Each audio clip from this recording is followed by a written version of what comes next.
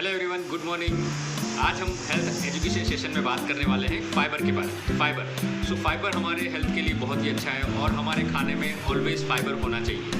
Fibre अगर हम कम लेते हैं तो क्या प्रॉब्लम होते हैं? तो फाइबर अगर कम लेते हैं तो हमें कॉन्स्टिपेशन के प्रॉब्लम होते हैं, हार्ट रिलेटेड प्रॉब्लम होते हैं, डाइजेशन रिलेटेड प्रॉब्लम होते हैं, ब्लड शुगर लेवल हमारा बढ़ जाता है। तो हमारे खाने में फाइबर होना चाहिए। जैसे हम बोलते हैं कि हम एक थाली भर के खाना खाते हैं तो उसमें 40% कार्बोहाइड्रेट होना चाहिए, 30% फैट होना चाहिए और 30% फाइबर होना चाहिए। अगर ये बैलेंस मात्रा में हम फाइबर लेते हैं तो हमारी हेल्थ अच्छी होती है। तो फाइबर के बेनिफिट क्या है? तो अगर आप सही मात्रा में फाइबर लेते हैं आपके खाने में तो आपका जो बाउल मूवमेंट है, मतलब आपका कॉन्स्टिपेशन रिलेटेड जो प्रॉब्लम है वो धीमे धीमे कम होने लगता है। हमारा ब्लड शुगर लेवल है वो हम कंट्रोल में कर सकते हैं। उसके बाद अगर हमको वेट लॉस करना है या वेट गेन करना है तो उसमें भी बहुत अच्छा बेनिफिट मिलता है अगर हम फाइबर सही मात्रा में हमारे खाने में यूज़ करते हैं। उसके बाद हमारा जो हार्ट हेल्थ है, हार्ट रिलेटेड प्रॉब्लम है, कोलेस्ट्रॉल रिलेटेड प्रॉब्लम है, वो भी हम उसको बहुत कम कर सकते हैं अगर हम सही मात्रा में फाइबर हमारे खाने में इंक्लूड करते हैं। और बहुत सारे कैंसर उसको होने से भी हम खतरे से भी हम बच सकते हैं अगर सही मात्रा में हम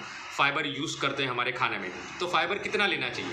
तो हमारे खाने में हमको 35 ग्राम फाइबर हमारे खाने में रोज़ लेना चाहिए, मिनिमम 35 ग्राम। तो 35 ग्राम फाइबर लेने के लिए हमको क्या करना पड़ेगा? 2 किलो को कैबेज खाना पड़ेगा या तो 4-5 जुड़ी पालक की खाएंगे तो वहाँ से हमको फाइबर मिलेगा जितना हमको चाहिए उतनी मात्रा में। लेकिन ये पॉसिबल नहीं है, राइट? तो आप देखिए आप अपने खाने में कैसे फाइबर को इंक्लूड कर सकते हैं। तो फाइबर हमको मिलता कहाँ से? तो फाइबर हमको मिलता है होल ग्रेन से, मतलब साबुत अनाज जो खाते हैं, जिसे मतलब मिलेट्स खाते हैं तो वहाँ से हमको फाइबर मिलता है। होल ग्रेन्स, वहाँ से हमको फाइबर मिलता है। वेजिटेबल्स एंड फ्रूट्स के वहाँ से हमको फाइबर मिलता है।